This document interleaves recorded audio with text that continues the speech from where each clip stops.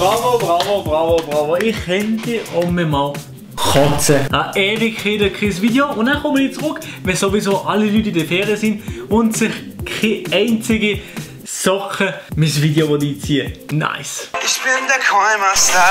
Aber in der Zwischenzeit, als ich weg war, hat YouTube natürlich keine Pause gemacht. Es ist weitergegangen mit Qualitätscontent. Also ich komme nicht raus. Dann wollen wir uns jetzt mal einziehen, was ist passiert, während ich weg war. Sympathisch. Gut, ja, an der Stelle habe ich dann wirklich absolut gar nichts verpasst hier in der Schweizer Szene. Adi, Grüße gehen nicht raus an dir. Da ist ja wirklich ganz tief in die Ideekiste drin gegriffen, weil das ist wirklich eine unglaublich gute Idee. Kauen von Frühstücksflocken oder zu lautes Atmen. Besonders von engsten Angehörigen nicht auszuhalten. Etwas, was die Schweiz in diesen schweren Zeiten neben ASMR-Videos aber auch nicht braucht, sind schlechte Songs. Zum Beispiel der von Büssi und vom Kiko.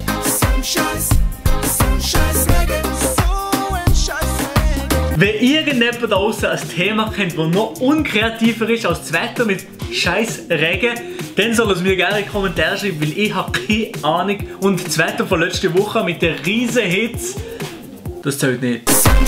Aber meine Damen und Herren, dass es während meiner Abwesenheit noch einen schlechteren Song gegeben hat als der von Büssi und dem Kiko. Also das haben wir fast hier aus dem Stuhl rausgehauen. Also es war unglaublich. Die One and Only SVP hat einen Song rausgehauen und ja, hören wir kurz drin. Die SVP kämpft Tag für Tag und seine Leute geht jeden Morgen wieder auf. Das ist eine ganz klare Situation. Der Song, der kann wirklich gar nichts. Sehen wir übrigens auch die Bewertungen bei YouTube. Ja.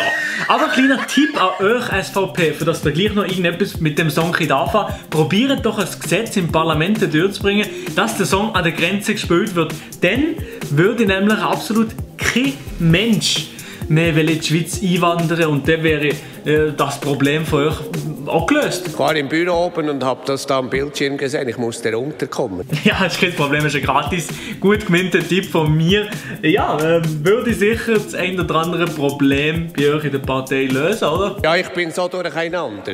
Wenn wir schon von der Schweiz reden, beziehungsweise von YouTube Schweiz, dann dürfen wir zwei Personen nicht vergessen. Den Ask Switzerland und den Markus Galaxus. Die zwei Legenden sind nämlich verantwortlich für einen kleinen Clip, wo ungefähr, ja, den Durchschnitts-IQ von Schweizer YouTuber gut widerspiegeln. Bitte nennen wir 3 Kantone, in denen wir Französisch reden. Biel?